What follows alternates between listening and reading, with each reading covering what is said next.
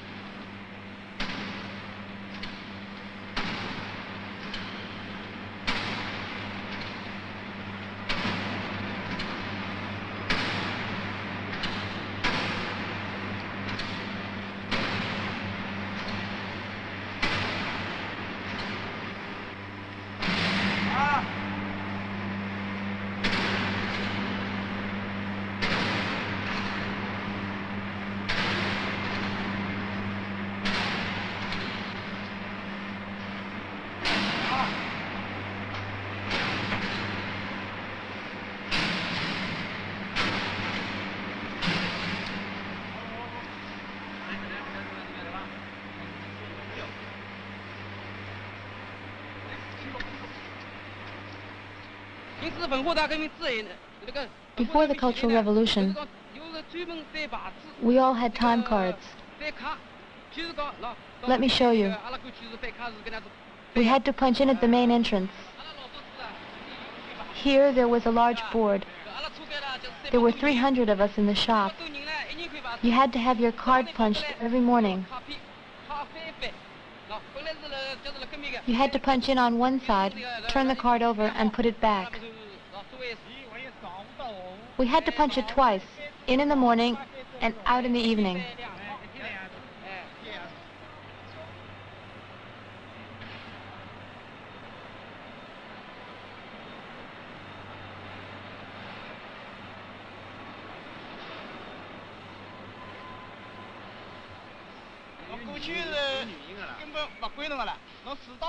Any lateness was penalized. If it happened more than once, you would lose your bonus, or your salary would be lowered. Everything was put in terms of money. No one believed in our political consciousness. It was a way of dividing the workers. We don't punch in anymore. Everyone is conscientious. There are only a few who arrive late, and they just explain why. For example, suppose you live far away and come to work by bicycle. The chain breaks on the way. You arrive late. You just tell your comrades what happened. Everything is explained, and that's the end of it. There are still some workers who lack self-discipline. We have to try to educate them very patiently. We try to convince them. Since the Cultural Revolution, we take our work more seriously. We've progressed ideologically, and our consciousness is higher. People are seldom late now and show a lot of initiative, so our production has increased considerably. If you have confidence in the workers, they'll show initiative. But if you don't trust them, they'll lose interest in their work.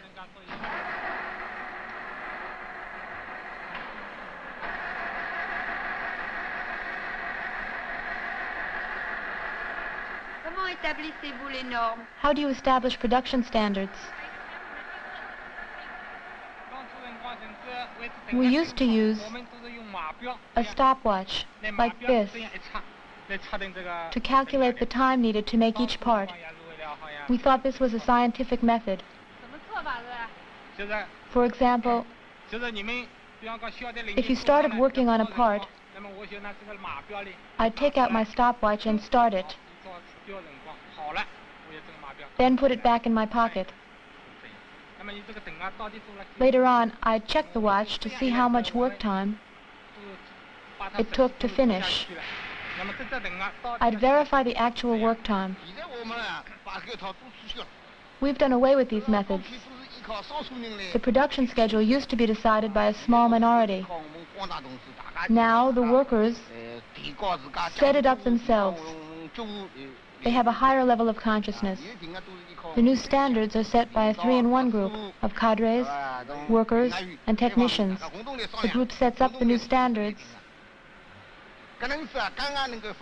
paying special attention to the workers' initiative. Now we use 3-in-1 groups of cadres, technicians, and workers who meet to discuss the standards.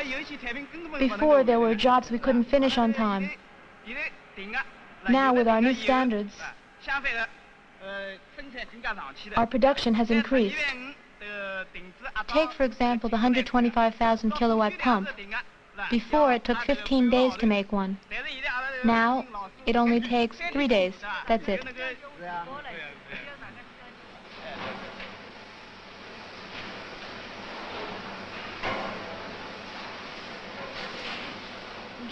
How much do you earn? The salary question is a complicated one. We inherited it from the old society. There's a nationwide effort to narrow the gaps. I started at the factory after the liberation. With my seniority, I earn 105 yuans. And you? 74. 80 yuans. I make 69 yuans. I make 53 yuans. I'm new. I make only 42 yuans. 58 yuans. In our shop, the highest salary is 126 yuans, and the lowest is 42 yuans. 42 yuans. The workers are organized in groups of 12. Each person, besides his regular job, takes on other responsibilities for things like health, safety, or bookkeeping. This keeps the office staff to a minimum. In these same groups, people discuss the political side of everything, from national issues to everyday life.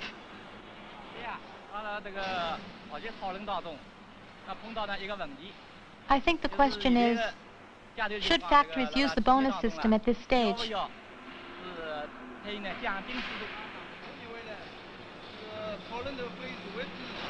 If we raise this question in the context of socialism, I think we must differentiate between a cash stimulation and a reward system.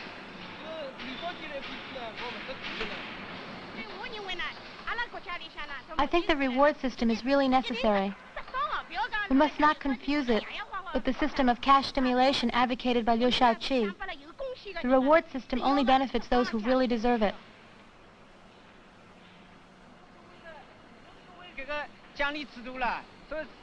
You say the reward system benefits the most deserving. Therefore, only a few workers, in other words, those who work more. I don't see much difference between the cash stimulation and reward systems. I say we need the reward system. At this stage of socialism, advanced workers who make significant contributions should be rewarded. The reward system is necessary. I don't agree with her. She says the reward system is only for those who've made significant contributions. If that's true, then it concerns very few workers. If we have to establish a system, let's not create one for just a few. Xiaozhou says there is a difference between the reward and the cash stimulation systems. I say they're the same. Why?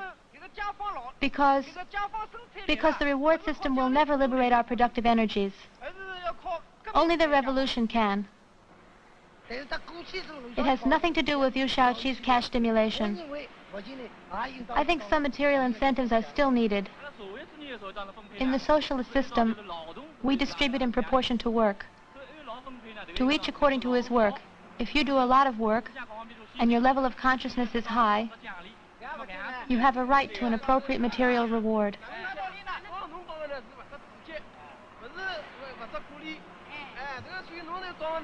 You think we're talking about cash stimulation. You're confused.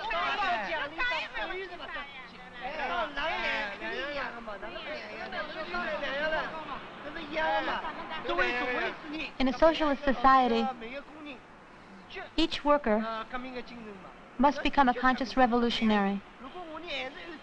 Otherwise, we'll stay dependent on rewards and lose our revolutionary consciousness.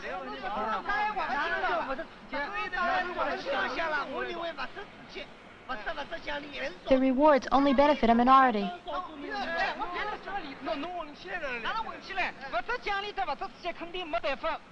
I maintain there's no difference. You say that it encourages the more advanced workers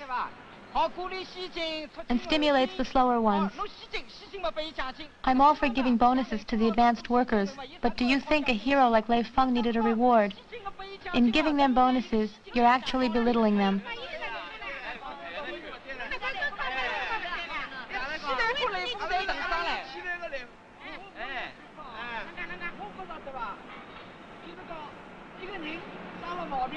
For example, take a sick man who needs medical care. He may need a little opium. But you're healthy. And if I give you some opium, perhaps it will make you feel good. You'll respond to the stimulation, but gradually you'll need more and more, and finally become addicted. Nowadays, we don't work for capitalists or bosses. We work for the people. That's why the quality of your work directly affects all the workers. When you understand the new production methods, you'll take your work more seriously. As long as we emphasize the political side of things, there's no harm in material rewards. And they go along with the principle of from each according to his ability to each according to his work.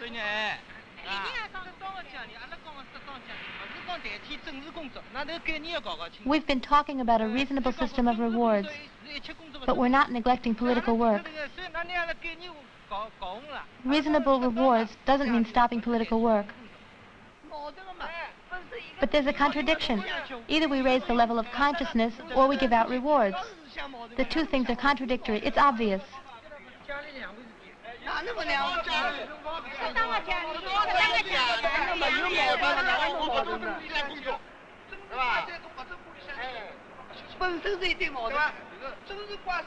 Everything depends on politics, including economics. It's got nothing to do with rewards.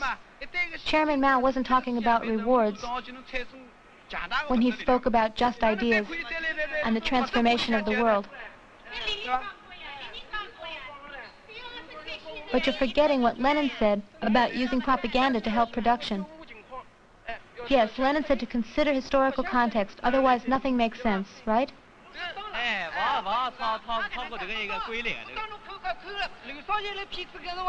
But the Liu Shaoqi group also talked about reasonable rewards. So they gave out bonuses. And then what happened? Look at what happened in shop number 11. They decided to use the reward system. And what good was it? In the beginning, little by little, the bonuses were not so important. But little by little, they weren't enough. And in the end, everyone wanted bonuses. Bonuses for everyone with no exception.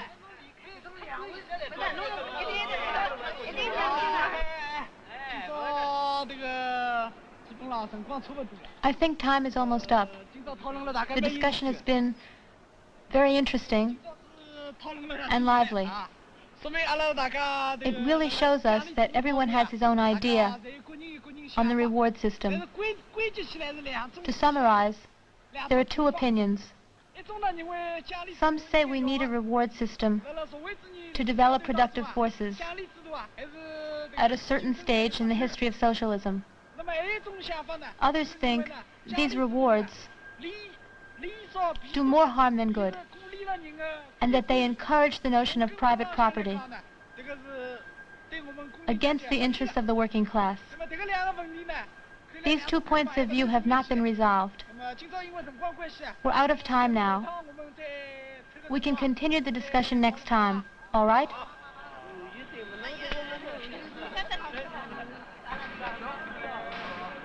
The discussion here has come to a temporary halt. But as soon as the meeting is over, our cameraman, Li Tse-Chang, picks it up again. Before long, the entire film crew is in a heated debate over the same questions. Official policy is in favor of eliminating the bonus system, but putting that into practice is another matter. In many places, the question remains open.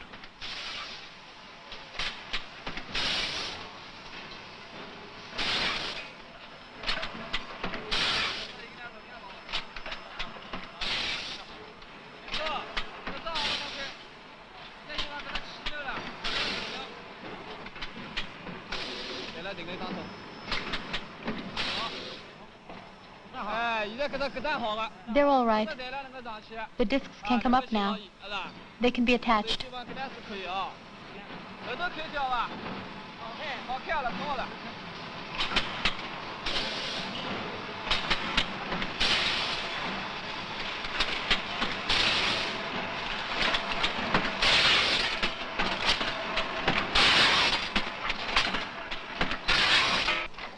Cheng and Huang are two officials in charge of running a generator factory. We met them at an exhibition on the Paris Commune. I've worked here since the liberation of Shanghai. First, I was a worker. Then I was a party official until the Cultural Revolution. When the party committee was reinstated, I became assistant secretary. I've been here since the Great Leap Forward in '58. I was a quality controller in the casting section. I was an ordinary worker up until the Cultural Revolution. Then I took part in the revolt. Afterwards, I was elected to the Revolutionary Committee as a provisional member. Now I'm a permanent one, and I'm also on the party committee. A factory must be run by everyone together, and not by a few officials. The workers help run the entire factory, from general administration down to each workshop and group. They also take part in the leadership of the revolutionary committees and of the party committee. The workers actually run the factory themselves and make all the important decisions. At the beginning of the first 5-year plan, everything was completely centralized. We lacked experience. We were still using the Soviet system with one leader in charge. In the factory, there was one manager and one foreman in each shop. This kept the party on the sidelines and gave the power to a few individuals. The Central Committee and Chairman Mao noticed this, and things started to change during the second 5-year plan. Absolute ultra-democracy started during the Cultural Revolution.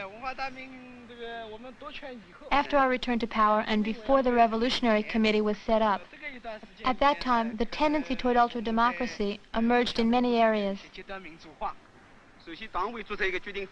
Before making any decisions, the party committee must consult the workers. We listen and we discuss. Whenever our opinions conflict, we ask the workers for advice. This way, the management staff and the workers can always come to an agreement. The factory used to be controlled by a national office. Now it's under city administration. It's administered by the Shanghai Bureau of Mechanical Industry. Our production is part of a state plan. The state includes our quality standards and our annual output in its plan.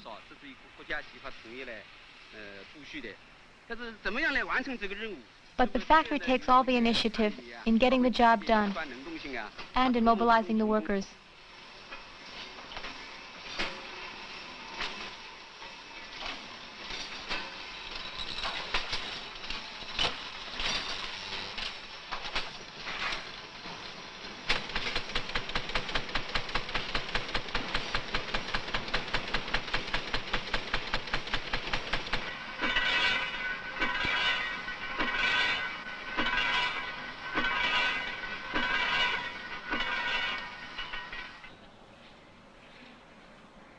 Before deciding to film the generator factory, we visited a steel mill, a tractor factory, a shipyard, and a watch factory. In all, 14 factories. Some were well known for having played an outstanding role in the Cultural Revolution, but they weren't what we were looking for. We chose the generator factory because it had no special recommendation. It is just an ordinary factory.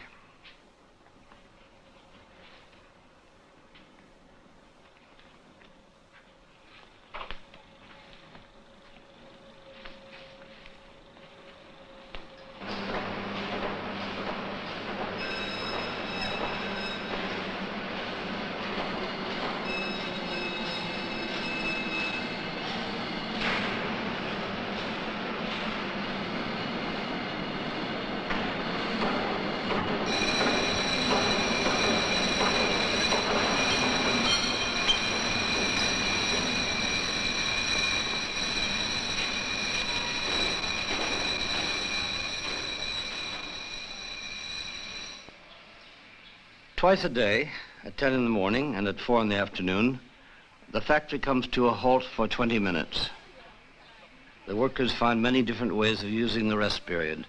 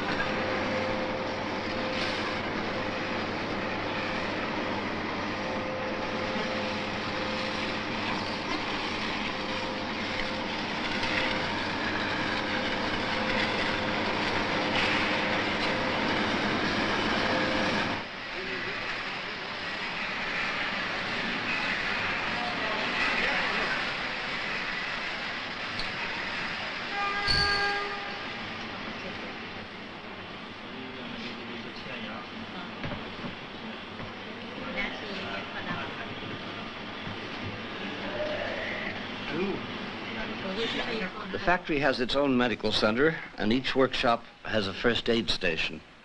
The doctors not only take care of on-the-job injuries, but also the general health needs of the workers and their families. One day a week, doctors and nurses work at the machines.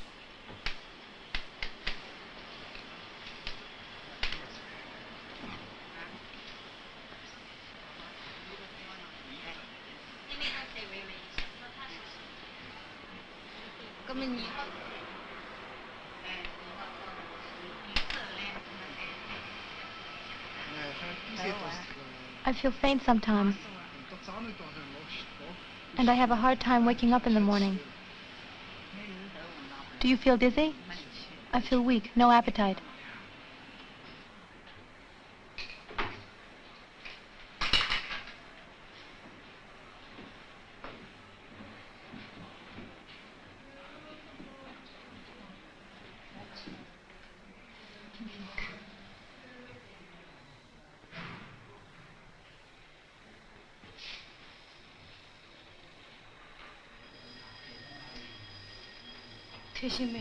The baby's heartbeat is fine. You can get dressed. Do your feet swell? Neither of them?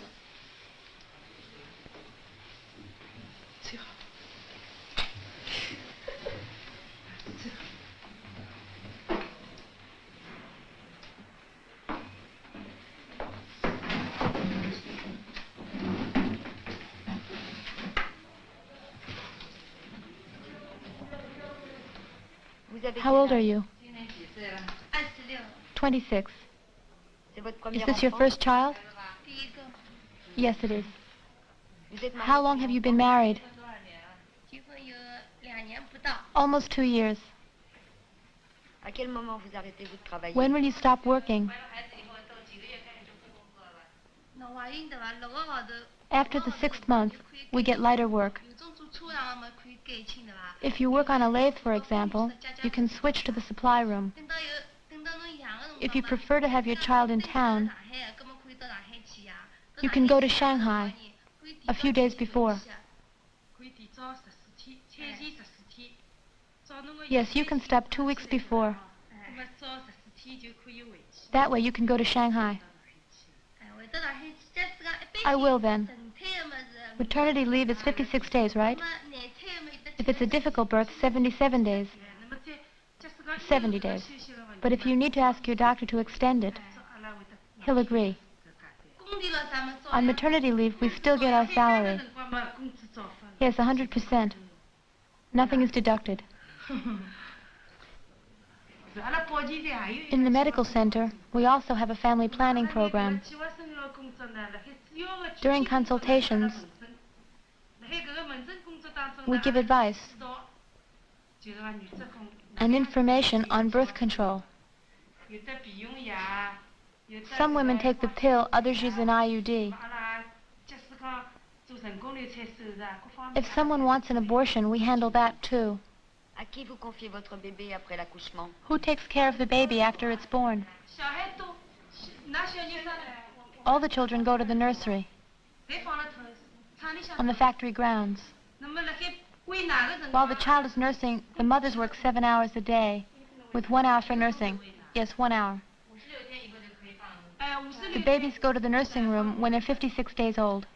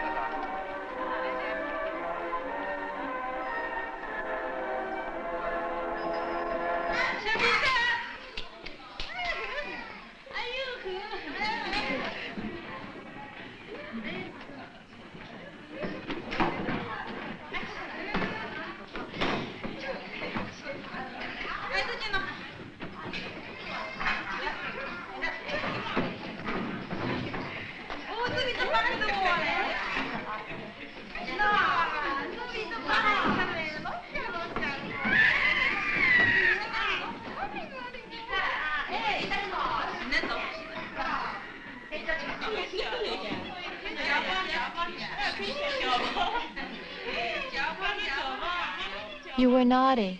Now you're nice.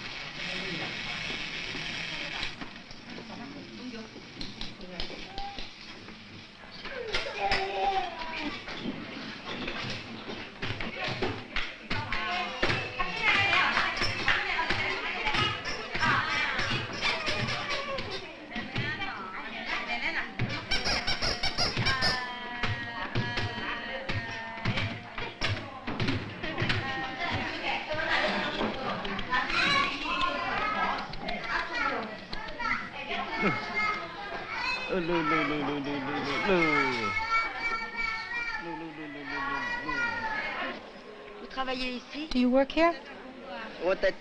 Yes, I do. What do you do?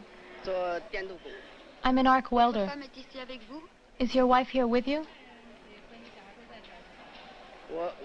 No, just my daughter. My wife works in Hefei. Vous vous occupez seul de l'enfant, alors? Then you take care of the baby yourself. Yes, I do. Comment ça se fait que votre femme ne s'en occupe pas? How come your wife doesn't take care of her? She's been with me ever since she was born. My wife was in Shanghai, and she didn't have any time to take care of her. She didn't have any time. Let's go home, Daddy.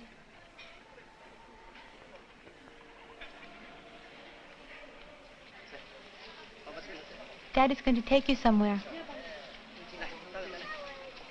We'll go home. But don't you want to go watch the people fishing?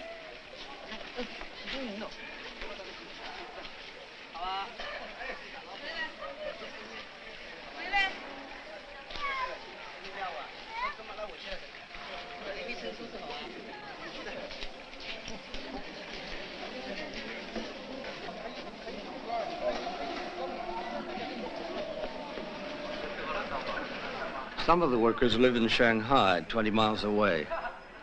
Many of them prefer to go home only on weekends. During the week, they live in this building, on the factory grounds. Workers and cadres share rooms for 6 to 8 people.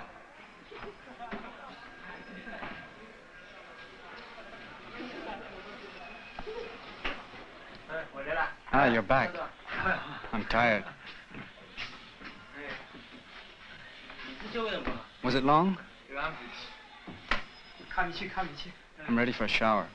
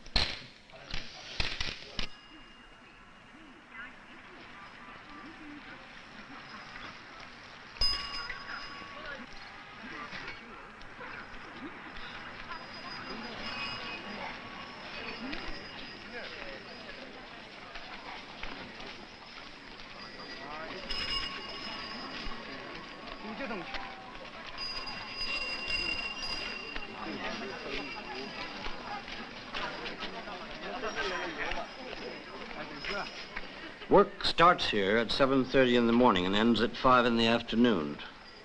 It's the same as in most other factories.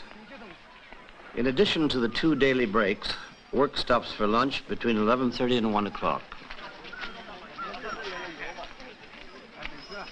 The factory employs more than 8,000 people in dozens of shops and offices. Our problem is how to bring the factory's leadership closer to the workers. Political consciousness and production can still be improved.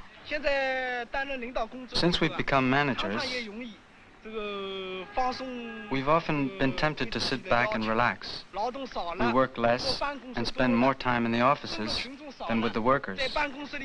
We usually just hand down the orders. Even the new cadres should do a lot of manual work to keep in touch with the workers. It's also the best way we have to keep check on revisionism. We've all been workers, Huang too. But if you stop manual work, you forget what it's like to be a worker.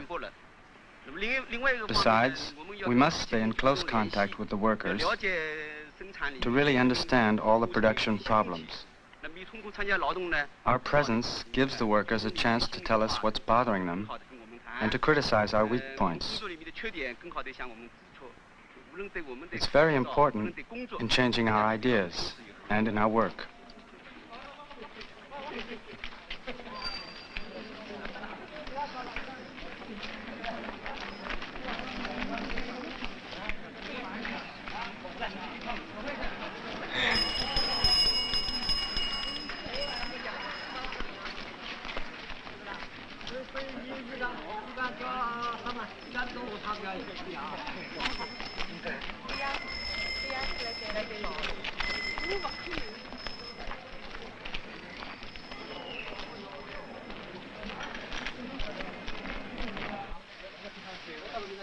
When someone wants to make a criticism, he just takes a brush and some ink, writes it out on a piece of paper, posts it up on the wall, and signs it.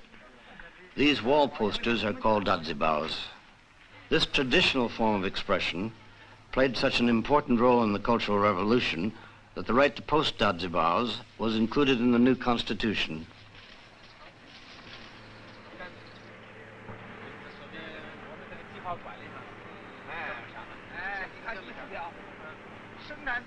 Look at this. The production group is isolated, like a goalkeeper. It doesn't look like communist style to me.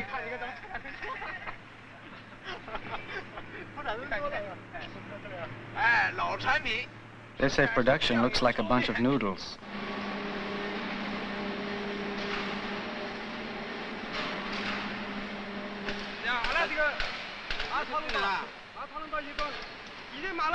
We've been talking things over in the shop.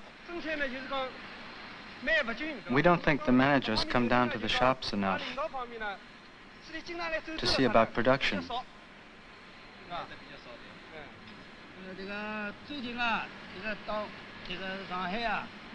In the Shanghai watch factory, they've put up revolutionary datsibaos.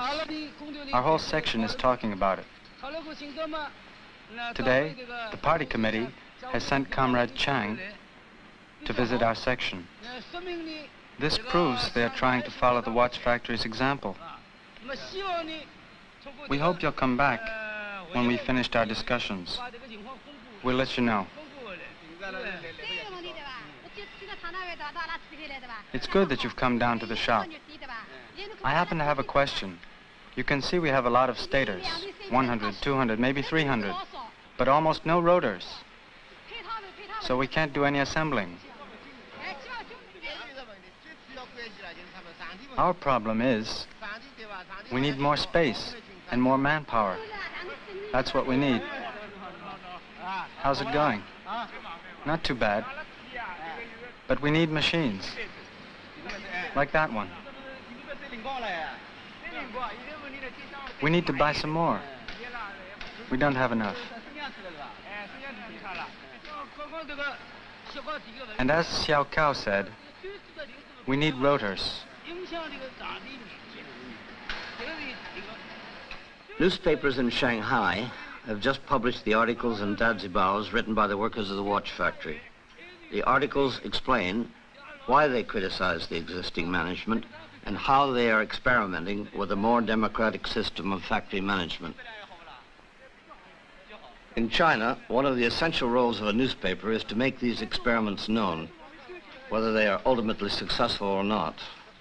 For the last few days, articles about the watch factory have been stirring up a lot of interest in the factories around Shanghai, including the generator factory.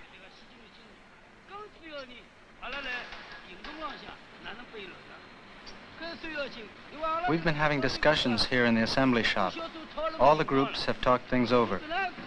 Everybody agrees. What the watch factory did was really good, but our factory is a big one, with 8,000 workers. The watch factory is much smaller. They produce less.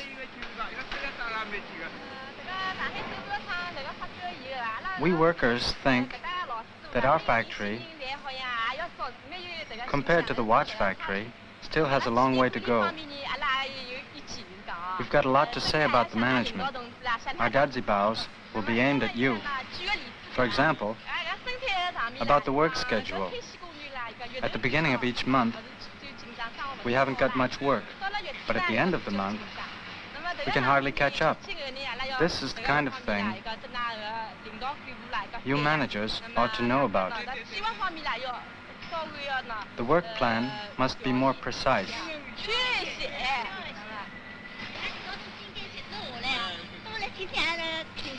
You have to come to the shop more often, or our suggestions will be useless. If you don't, you'll get our dadzibaos.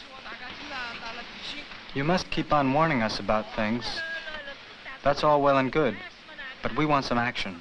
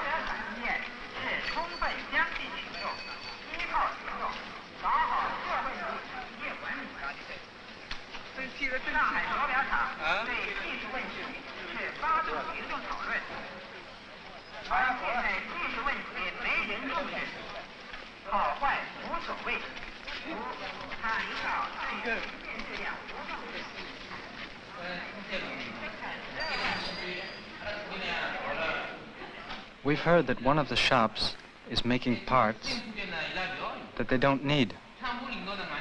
But the management keeps on ordering. That's a waste. If that shop doesn't need any, we can give them to other shops. It's a case of irresponsibility. The management should be told to send them where they're needed and not where they're useless. We must meet our responsibilities and speak out. The watch factory is well ahead of us. As for the administrators, we hardly ever see them in the shops. They're used to listening to production reports from behind their desks, so they can never solve the workers' problems in time. What can we put for a title? Well, what about "There's an old ox pulling the cart," which means we want the managers to help increase production. When did the watch factory article come out? March 10th.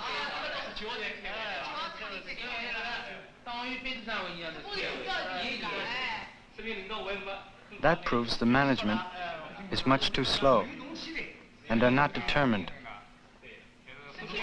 You try to call them on the phone, but the line's dead. It's like having a flat tire. The wheels are stuck in the desert sand. Yes, that's good. A truck gets stuck in the desert, and it makes a lot of noise, but doesn't go anywhere. Yes, the truck doesn't move. Good, that's right. We're driving a truck in the desert. In the desert.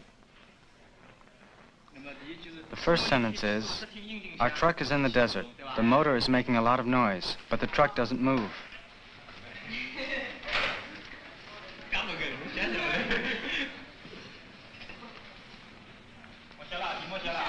I'll start writing. Write big.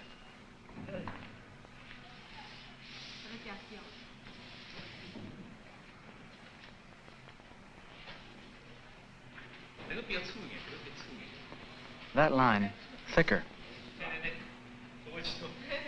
A truck rolling along. Pass me the blue pencil. Here it is.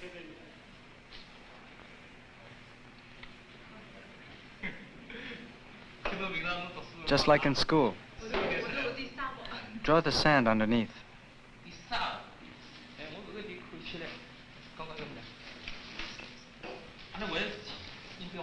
The comparison must be clear.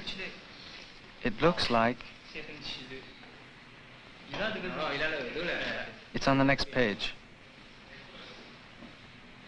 Here, technicians have united with the workers to improve production. We must protect the fruits of the Cultural Revolution.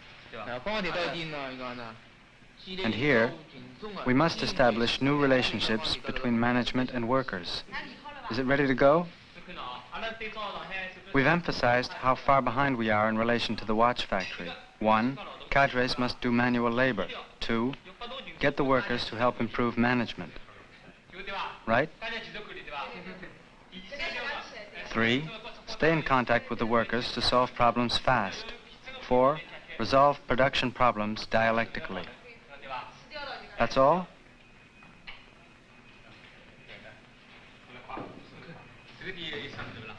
Nothing else? No, that's everything.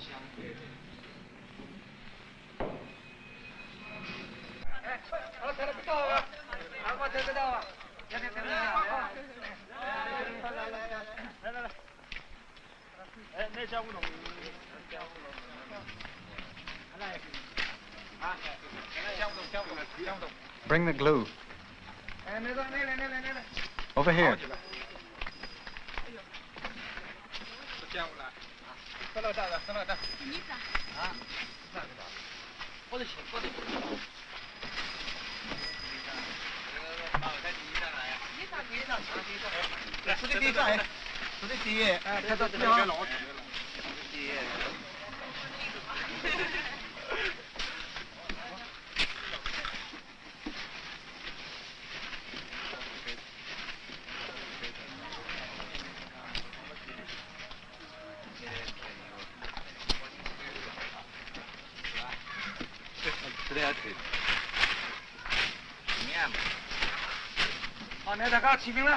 Do you want to sign? Who wants to sign first? Go on, go ahead.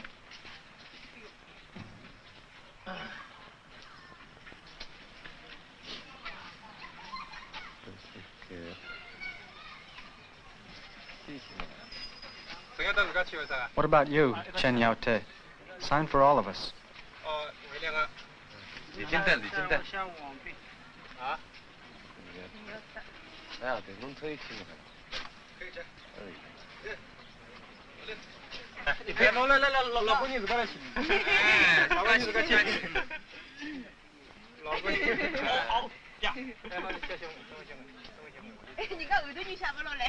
Leave some room for the others.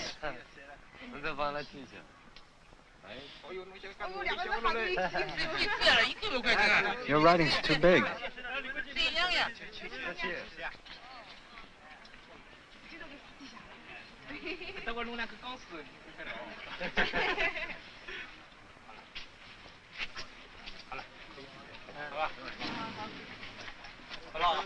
How's that? Okay? You just have to be clear about things.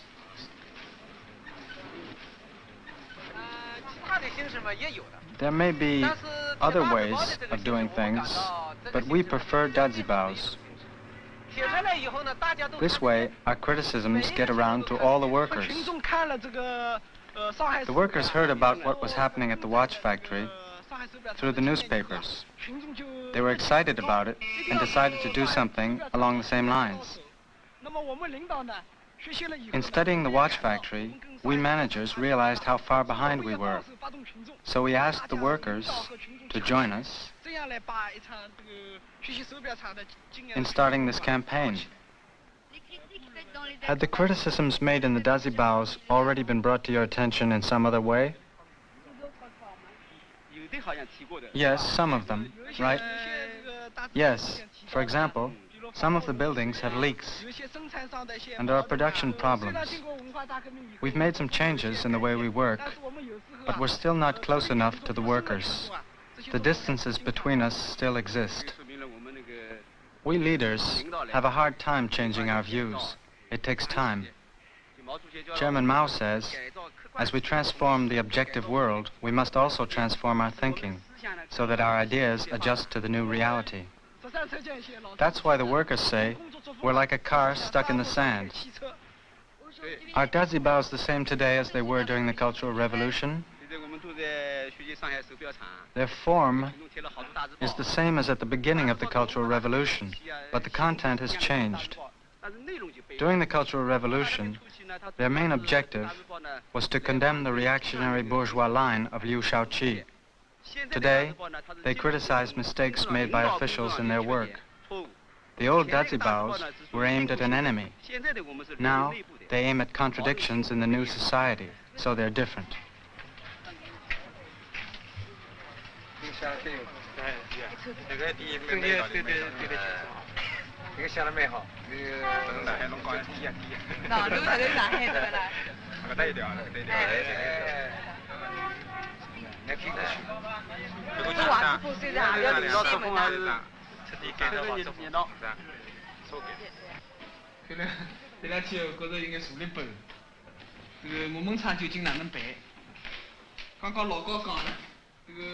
The members of the party committee who are responsible for general management have been forced to take some action. This is the first directors' meeting since the beginning of the movement. It's no use pretending that running a factory is an easy job. If you want my opinion, the first thing we have to do is work out our political position. I think the workers are unsatisfied with the way we work. They think our administrative methods are too sloppy. Too many problems are neglected. For example, the workers in shop number 1, this year, their work has increased enormously, almost doubled, but they're still in the same building. It's much too small for the work they're doing. That's the kind of problem we should get to quicker. Today, the workers of shop number 3 had a lot to say about their tools. There's no one to repair them. They're in poor condition. Some that should measure 10 millimeters now only measure 6. We must admit that it's mainly a question of our political line. We can't just deal with isolated problems. I'd like to know what we can do here in our factory. It's obvious that our political line is one problem, but we must be more precise. For the moment, we are only making general observations. It's true that we can improve our work style by getting closer to the workers, but that's just one aspect.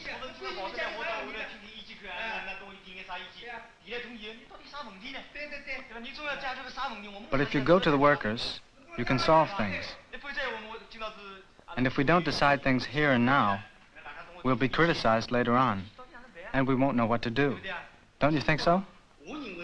I agree with Huang when he says that work style and management policy both depend on your political position. The political line you follow will determine the way you work. The question of political line seems abstract, but in fact it's concrete. There are dazibaos everywhere.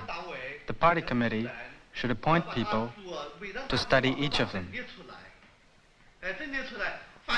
We must try to give an answer to each dazibao. The workers must know that we are taking their criticism seriously. That will encourage them. Otherwise, we'll have more and more dazibaos, but no action on our side, and the workers will get discouraged. Our self-criticism will encourage the workers to bring all the problems to light. To profit from the watch factory's experience, we must take a good look at how our managers work. Over there, they take part in manual labor. I'm a new cadre. Since 1970, I've only worked once in a shop. Just once in 3 years, and I've never gone back. I'd like to point out that last year, some members of the party committee went to work in the shops for 3 months. The workers were pleased.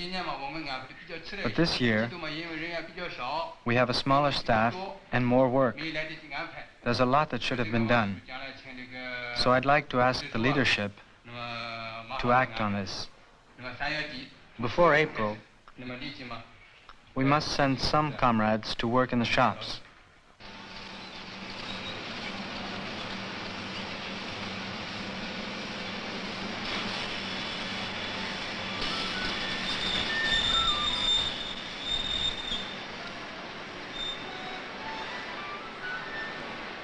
Today the machines have been turned off, but it's not one of the regular breaks, and it's not because the workday is over. A group of workers from one of the shops is putting on a play. They are acting out the story of how they build a huge 125,000 kilowatt generator.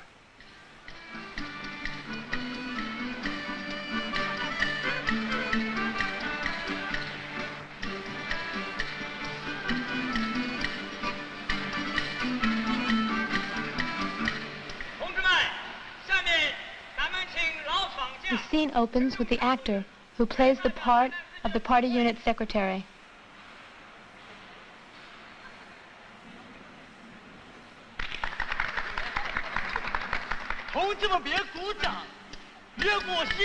He is acting the part of an old, experienced worker.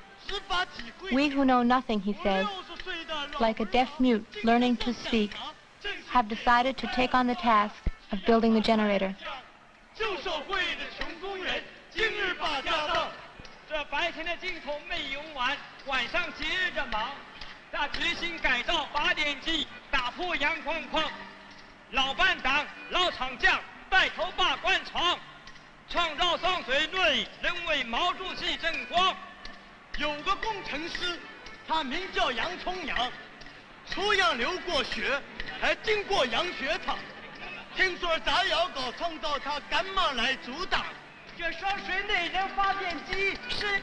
This is the engineer, loaded down with foreign diplomas. He opposes anything new that he hasn't read in his books.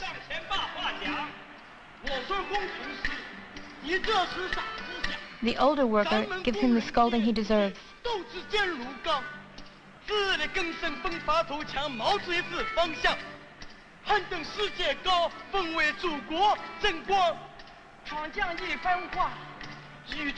The engineer presents his self-criticism.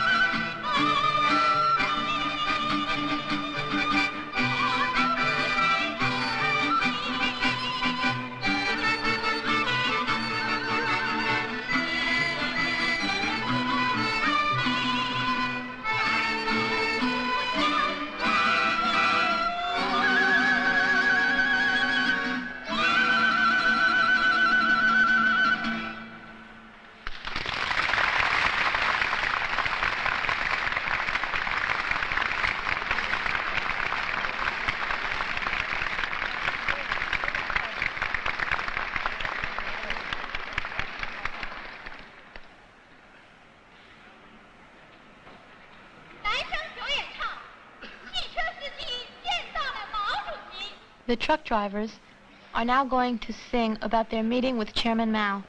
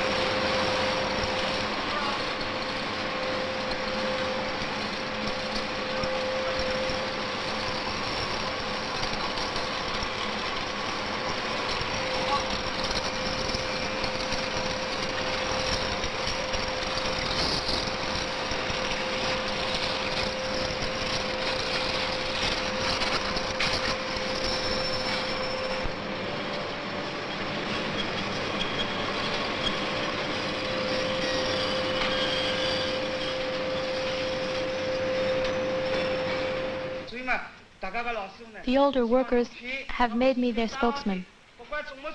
So if you'll listen, I'm here to tell you what they think. It's about the management. As we've already said, it's as if they were driving a truck in the desert. We hope they'll change their work style and do a better job.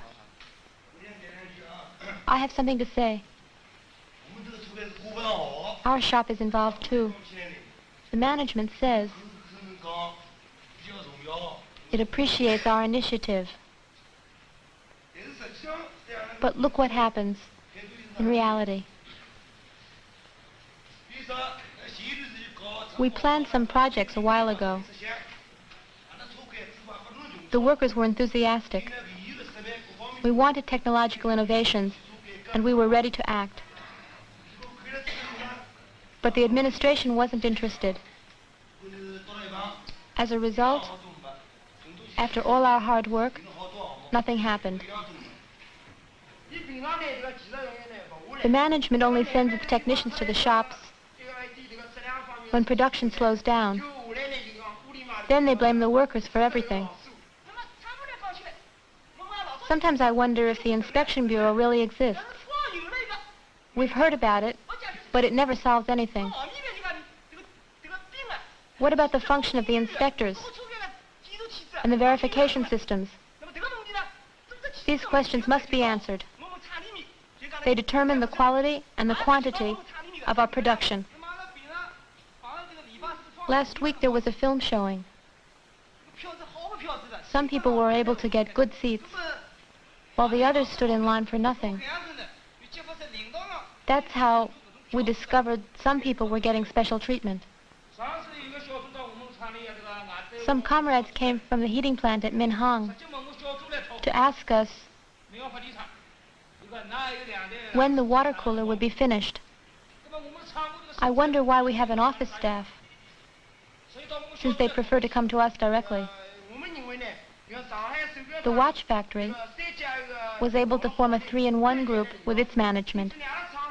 If it's not working here, it's our management's fault. It's up to the management to find a solution. The management must consult the workers and mobilize them.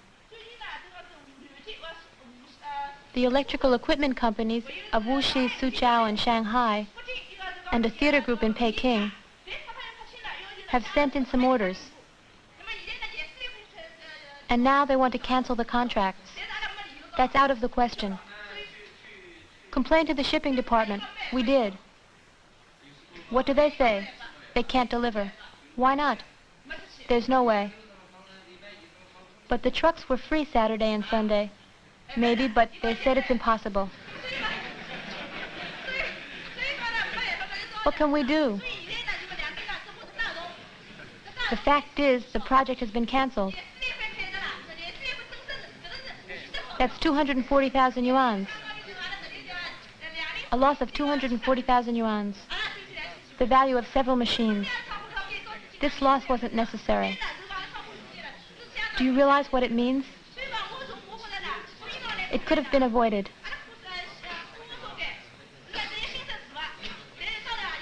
The other shops are always ready to back us up.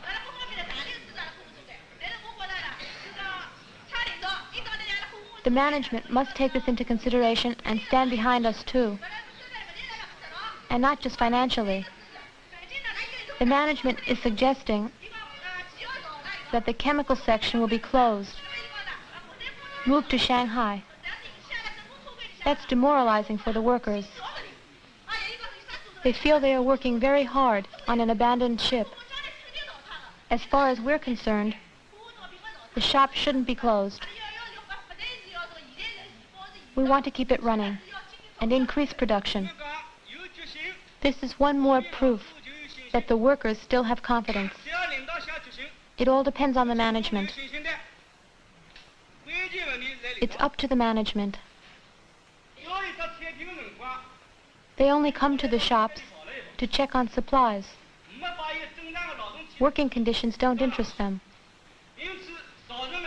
That's why work isn't done very conscientiously. Now we know what the workers think, but we'd like to hear from the party officials too. What's going on? The management is off in a world of its own. You can smell revisionism all the way up to the head of the party. They have cars, and they hold meetings. Lots of meetings, but no contact with the workers. What's so great about the administration building that some managers never leave it? Yesterday, we had a meeting of the party committee. We're determined to follow the watch factory's example. We must change our style of management. Make some big changes. I mean, in the way we work. This is what we plan to do. First, we'll form a group to go through all the questions brought up here, so that each one gets followed up. We'll have to work closely with the workers to accomplish this. And we'll also explain our failures. The comrades were right in criticizing me, and I'll have to correct my mistakes immediately. They were right in criticizing us for hiding behind a lot of talk and red tape. I think they were right. The meeting has to stop now because time is up. We'll have a new meeting at 5:45.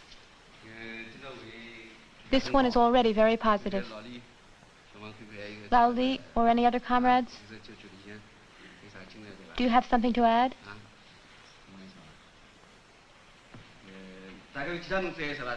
No other comrades have anything to say? Then the meeting's over. At 5:45, the meeting was resumed. When we left the factory a month and a half later, the meetings were still going on, and the space reserved for the dazibaos had grown far too small. The movement lasted 3 months. It took 3 months for the workers to make all their criticisms, for the leaders to criticize themselves, and for the whole factory to get together and agree on how to reorganize production.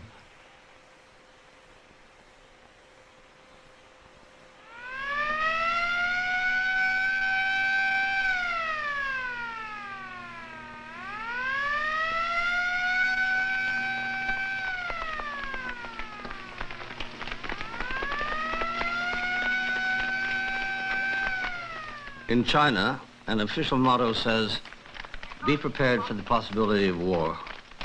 These words are not taken lightly. In the generator factory, 2/3 of the workers belong to infantry units or anti-aircraft batteries. The factory militia, as part of Shanghai's general defense plan, sees to it that neighborhoods, factories, and universities all organize their own defense.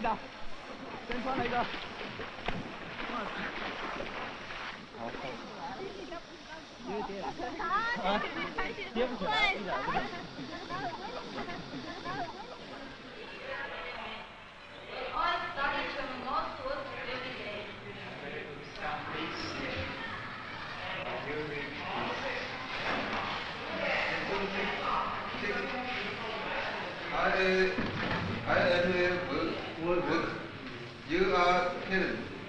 He is a PLA man. I am a worker. You are a peasant. He is a PLA man. These workers are having their 6th English lesson. P6. We are workers. I am a worker. Sit down, please. All right. You listen, please. Lesson 6. Text. I am a worker. You are peasant. He is a PLA man. We all study 2 months workers every day. All right, stop, please. All right, comrades, read up to me. Let's read it again. Lesson 6. Lesson 6. Text. I am a worker. I am a worker. You are a peasant.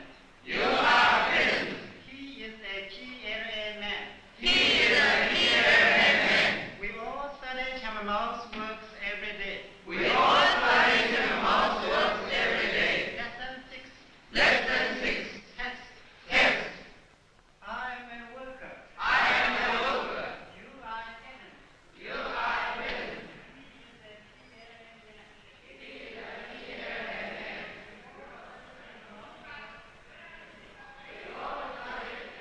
The factory has its own classrooms.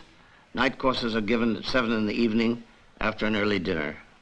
Nearly 2,000 workers attend them regularly.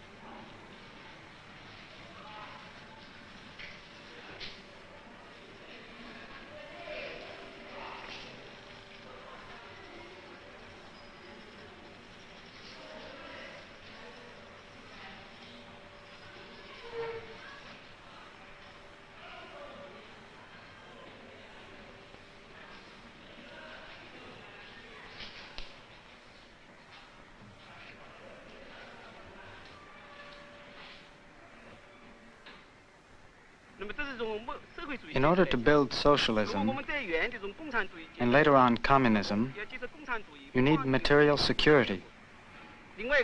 But what you need most is to develop a communist consciousness.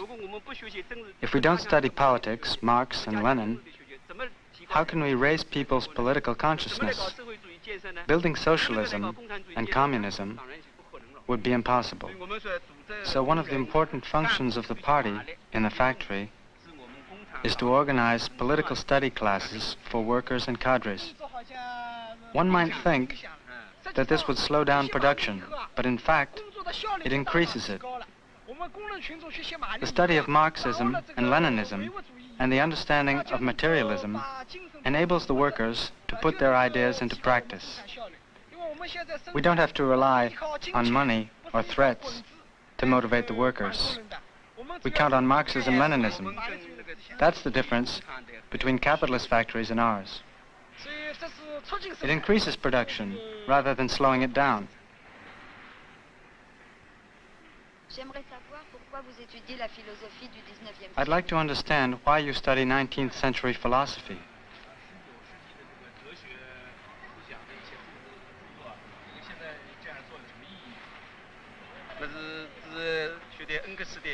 You mean the study of Engels' anti-Düring. The anti-Düring is one of the most important classical works of Marxism-Leninism. Although it was written in relation to a particular struggle between Marxism and opportunism in the 19th century, it's still valid. We study the anti-Düring today to help us understand the meaning of materialism and of idealism. An impulsive reaction is very similar to a false intuitive thought. What is an impulsive reaction? What does intuitive thought mean? In the third chapter, Engels concentrated on denouncing and condemning Düring's a priorism. Düring taught and defended a priorism, claiming that principles exist prior to objects. Düring maintains that thought is a framework. According to him, the unity of one's thought creates the unity of being.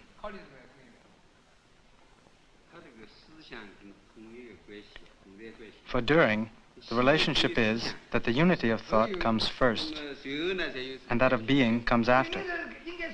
Let's say I want to go somewhere. I have to take a certain route, but I have a false intuition. I go in the opposite direction. I never arrive. We always act according to our thoughts. That's how I see it. If not, we'd be acting blindly. How can that be denied? What commands action, if not thought?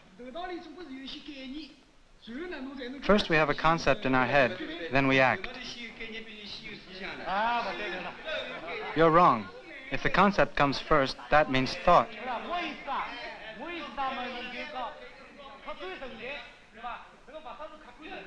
Matter exists objectively.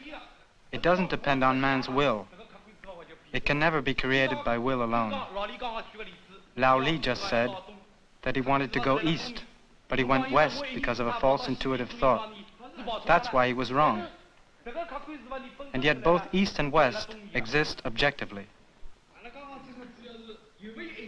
The problem is knowing if there are intuitive thoughts, not whether they are right or wrong. From a materialist point of view, we must not overemphasize intuitive thoughts. These thoughts may seem to jump to mind in a matter of seconds, as part of a process. But in reality, they are necessary conclusions. They are determined after long periods of practical experience, or after careful reflection. They are founded objectively, after a long accumulation. Form and reality always have foundations. That's the first point. The second is, as impostors like Liu Shaoxi claimed, that thought explains everything, that everything is decided and created by thought. They fell completely into idealistic a priorism. Let's take an example, the recent problem we had with the double cooling turbo generator. There were two different points of view. Take it apart and start all over again, which would have kept us from finishing on time, or not take it apart and install an insulator. Taking it apart would have kept us from getting the job done, but installing an insulator was just what we needed. That proves that this intuitive thought was correct. But where does this thought come from? Where did it come from when the decision was made? Was it innate? Or did it spring right out of practical experience, from acquired knowledge? The question is, where did this thought come from? It's the result of accumulated experience. So it didn't just drop out of the sky. But intuitive thoughts do exist. If Lao Yu told us, take the rotor apart, wouldn't that be a sudden intuitive thought? Take it apart? If he told us to do it, we would. Because Lao Yu acts on the basis of his own experience. Otherwise, we wouldn't do it. That idea should be criticized. A sudden intuitive thought, in my opinion, is actually a concept. The question is, where does this concept come from? If we just take things literally, we can accept the concept of wrong or right intuitive thoughts. First they study in small groups. Then all the groups meet together in a general assembly to present and discuss their work. These workers come from families that were illiterate just 30 years ago. Today they have begun to reflect on philosophical issues which are considered too important to be left in the hands of a few specialists. Mao Zedong says, philosophy must liberate itself from the lecture halls. It must enter into each person's life.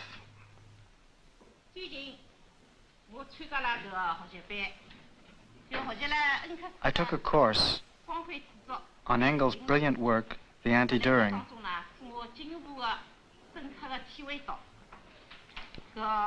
I've understood the dialectical materialist theory on reflection, the concept of idealistic a priorism, metaphysics, and how to judge which political position is correct. We must criticize the absurd and reactionary ideas of impostors like During and Liu Shaoqi, their theories on eternal truths and absolute authority. We are Marxists and dialectical materialists. We believe that the idea of absolute authority is false. For many years, I've been active in the revolution. I'm familiar with revolutionary theory. Thanks to the Cultural Revolution, and thanks to the bitter struggle between the two political lines, I've learned that it's not enough to have working-class solidarity and a desire to work hard for the revolution. One must read Marx and Lenin to learn revolutionary theory. I had read a little, and I told myself it was enough, instead of really trying to understand. Then the companions of Liu Shaoqi advised us to take a shortcut in the studies of Marx and Lenin. So I stopped studying those works. They took advantage of our enthusiasm for Mao Zedong's works and invented fancy slogans like, Mao's thought is the ultimate in contemporary Marxism-Leninism, or one word of Chairman Mao's is worth 10,000 others. They disguised themselves as the true authorities on Mao's thought. They said, there are so many works by Marx and Lenin that they can't all be read. While claiming to take a shortcut, they tried to separate Mao Zedong's thought from Marxism-Leninism. Our party line warns us that during the socialist stage, we will still have classes, sharp class divisions, and the class struggle. In China, we still have some property owners, rich farmers, counter-revolutionaries, and criminals. They try to infiltrate and corrupt our society. In addition, we still have elements of the new bourgeoisie. That's why Chairman Mao has said that there will be a second, third, and fourth cultural revolution.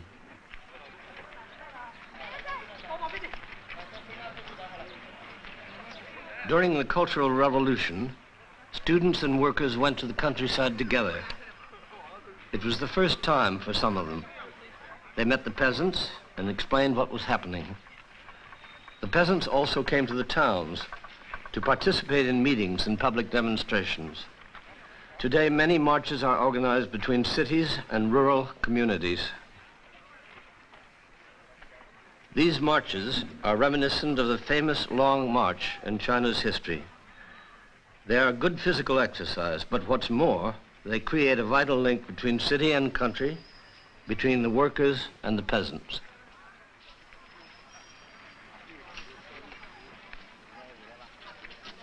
Today, 1,200 of the 8,000 workers in the factory will leave for the countryside. When they come back in 3 weeks, another group will leave. Not everyone agrees about these marches. Some people think that the missing labor force slows down production. We attended several meetings on this subject. The discussions went on for a long time.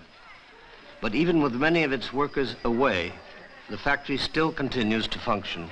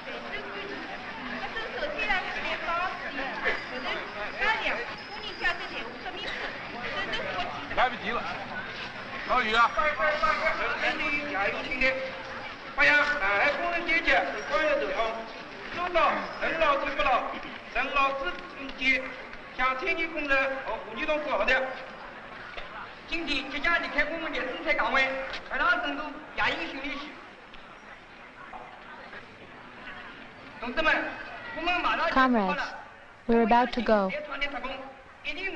We know that those who remain in the factory will keep up production while we're gone. We'll be eager to hear from them. Don't worry. We will make this march a success. We'll do our best to show our appreciation to all those who've helped out. We'll see you when we get back.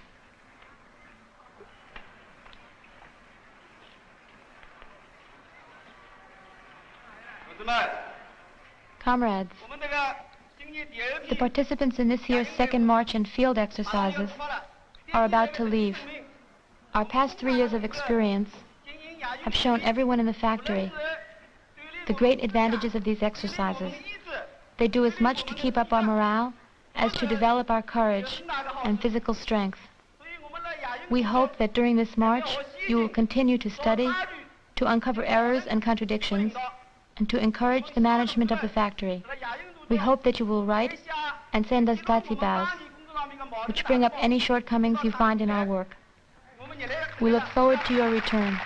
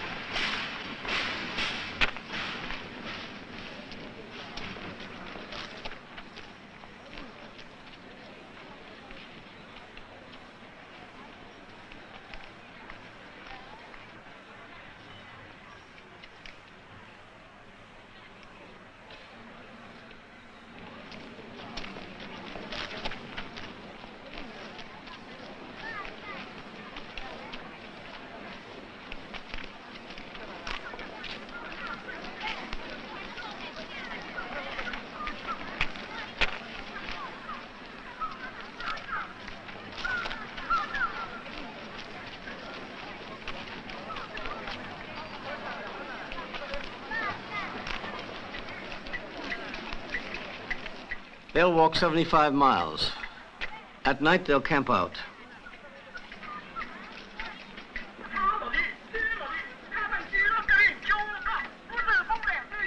Storm and thunder of the 5 continents. Our vision is far-reaching. With blistered feet, we go forward courageously. Poems. Their rhythm beaten out by bamboo clappers accompany the marchers.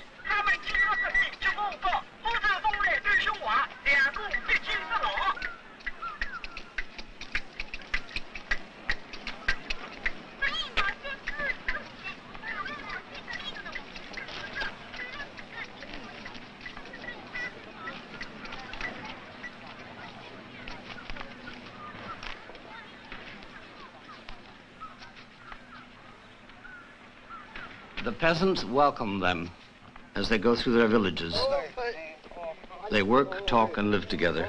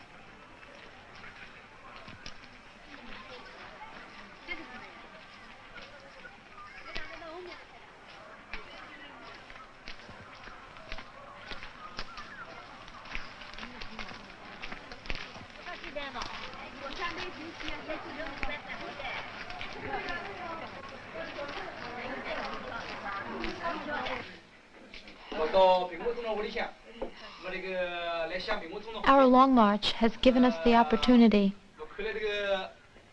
of staying here with the peasants and hearing about their way of life. We would like to ask some of the peasants to tell us the story of their families and their village. Could you please tell us a few things about your past and also about the history of your family and the village?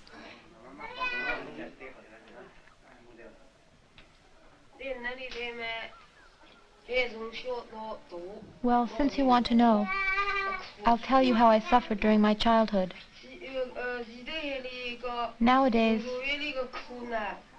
no one suffers like this anymore. I lost my father and mother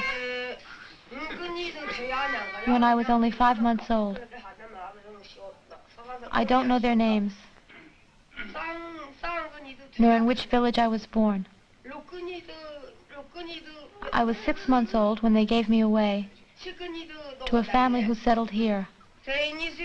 When I was 11, I chopped logs and gathered firewood.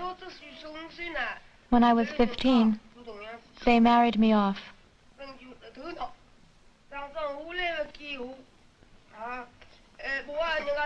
Today, women are liberated. It wasn't like that before. In those days, we didn't dare say a thing. The reactionaries oppressed us, and we had no one we could go to. The Japanese invaded the area when I was 30. They burned the houses, took the men away, and raped the women. So we wandered around. We wandered, with no place to go. Today, thanks to Chairman Mao, we're happy. You, the workers, have come to the countryside to unite with us. Our country is one big family. A big family along with all the people in the world. And it's getting more and more prosperous. And that's a good thing. Before, neither children nor their parents had wool clothing. But today, we have lots of wool clothing, and even several pairs of boots.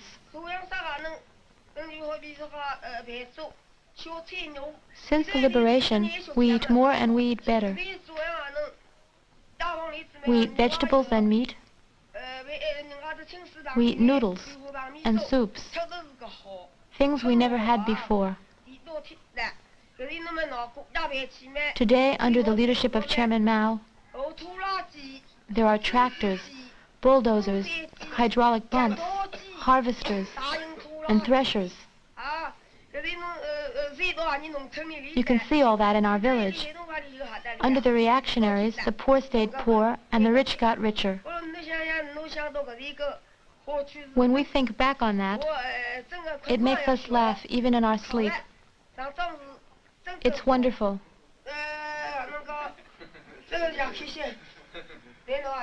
Look over there, little one. Turn around.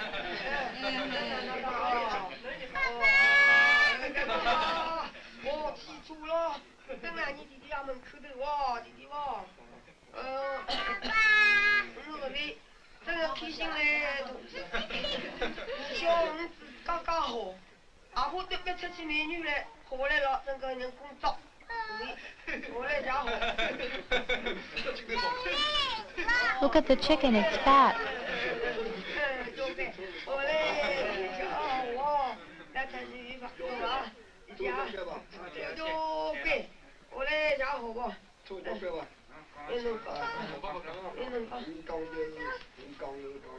I want to tell about the past too.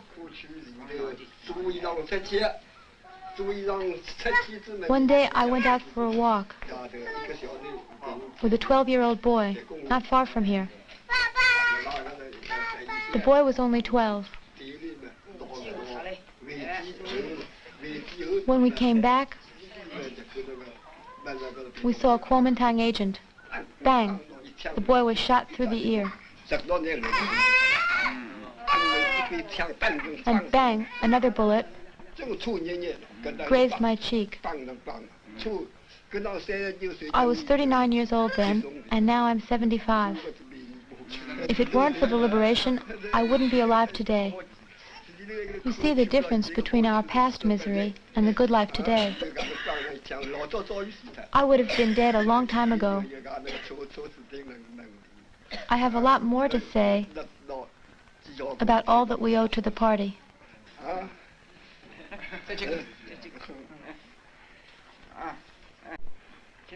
Go on. Go on, Grandpa.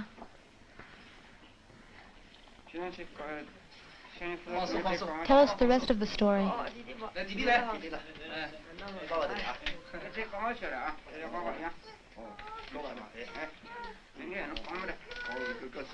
Now I'm going to talk about more pleasant things. I have a son who works for the city government in town. One day, he invited me to visit him. I asked how to get there, and they told me to take bus number 44 or 45. The bus went really fast. I felt like the wheels weren't even touching the road, like we were in the clouds. There were lots of cars, big ones and little ones, red ones and green ones, coming and going.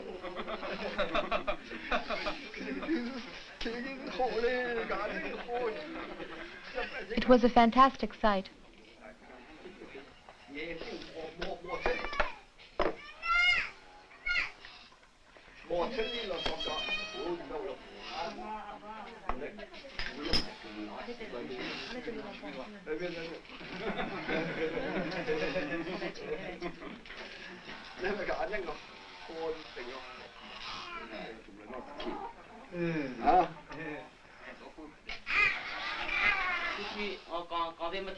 We've heard these peasant stories, the grandpa and the grandma. They compared the old life with the new one. They told us about their past suffering. As workers and peasants, we were both crushed.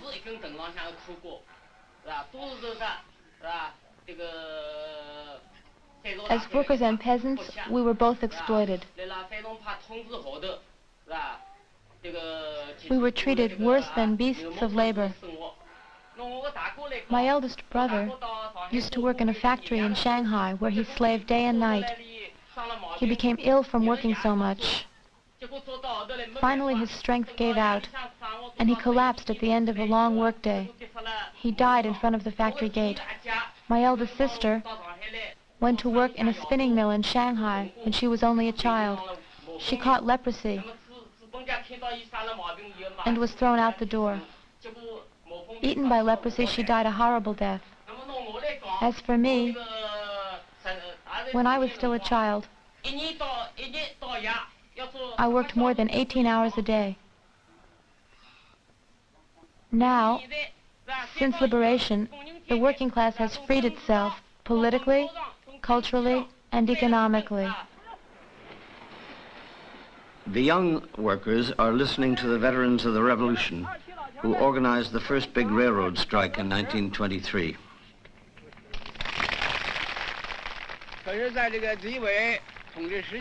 When the reactionaries were in power, Chinese workers had a miserable life. Workers from other countries could not imagine how much they suffered. In 1922, the railroad workers of Jiangxinqian organized themselves.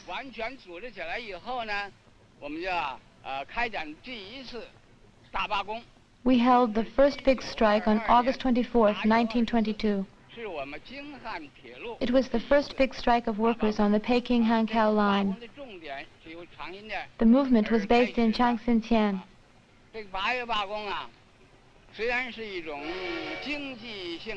The main demands concerned wages, but it went way beyond that.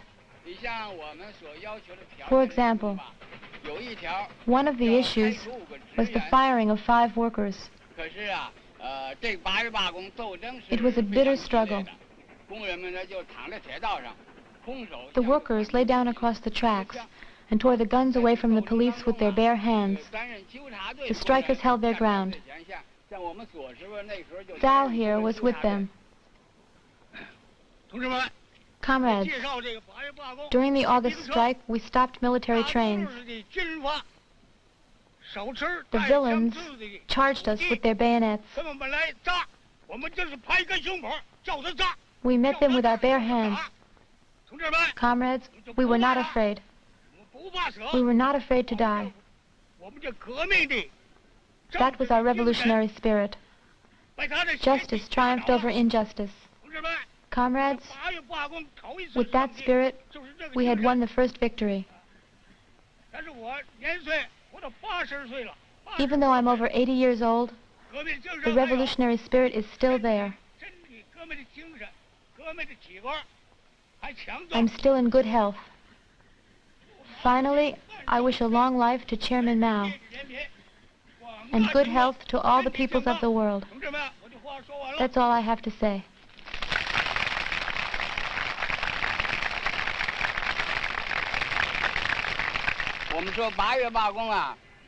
The August strike was a big success. The railway company had to accept our demands. All this was very good. But something unfortunate happened during the strike. What happened? One man had turned informer. The strike officials had orders to arrest him. We put up a notice in front of the factory offices with his name and picture on it. Some people still didn't know who he was. One day, a group of workers were reading the notice when the director showed up. He was a foreigner, a Frenchman. The director came over to take a look and ripped down the notice. It's because this foreign director tore down the notice that we asked for his removal. We dared to struggle and dared to win. After that strike, we decided to form a union of railway workers. This union was founded in Zhengzhou on February 1st, 1923. On the night of February 6th, 11 union delegates, who were also Communist Party members, were placed under arrest. Liu Pingpo, our bearded comrade here, was arrested as he tried to pull a rifle away from the enemy. He got 1 year and 8 months in prison, where he continued to fight.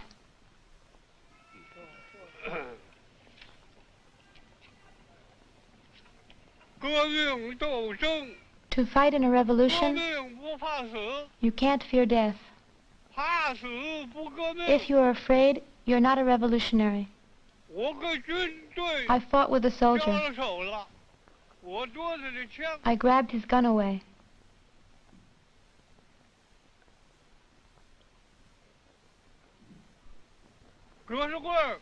They fired at us. The first bullet killed Kushukwai. 1966. That is when these monuments were built. I was taken to be court-martialed in Pouting,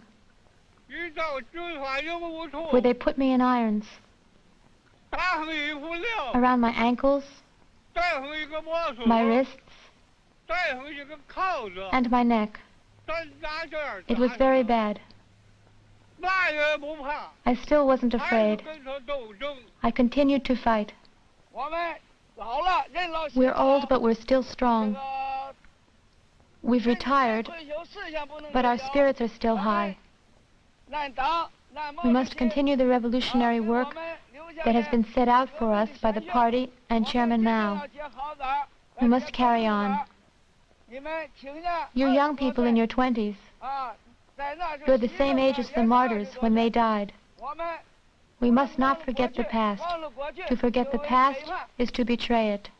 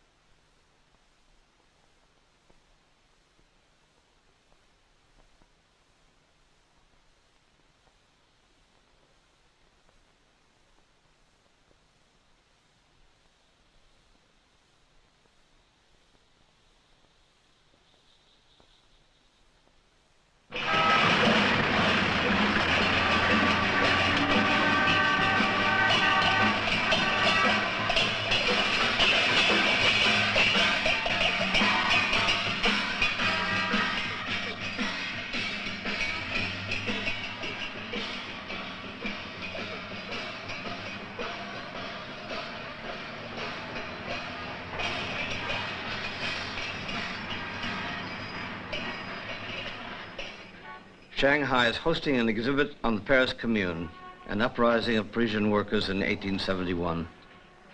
The old railway workers have told the story of a strike they once organized, and the old peasants have spoken to the factory workers about their past experiences. This is how the people increase their collective consciousness and transform their recent past into historical knowledge. Oppression has always relied on ignorance of the past. Today, the Chinese people want to rediscover their own history. They want to be masters of their own future.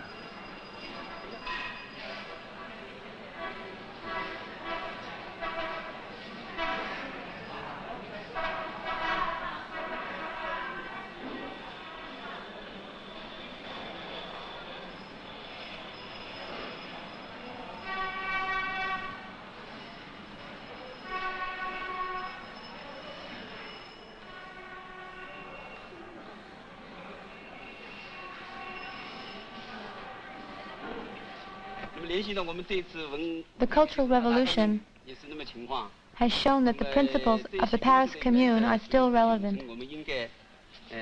We must follow these principles to make our revolution a success. During the Cultural Revolution, the ties between the leaders and the people were strengthened. The same thing took place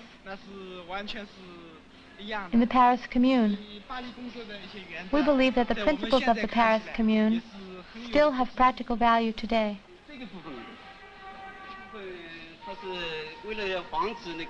To avoid the creation of a privileged class, the Commune decided that the annual salary should not be more than 6,000 francs. This was to guarantee that all the workers and members of the Commune would remain equal. To run for office, candidates had to meet certain requirements. They got rid of opportunists, hustlers, and empty speechmakers.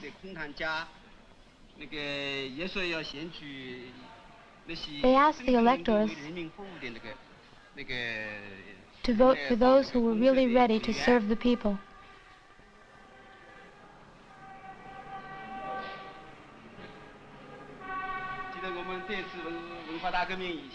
During the Cultural Revolution, some cadres were criticized by the people.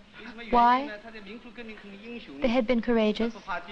They had never been afraid of the enemy. They had dared to fight in the revolution. In those days, they were paid in kind. Now, they're paid a salary. And life in the cities is much easier.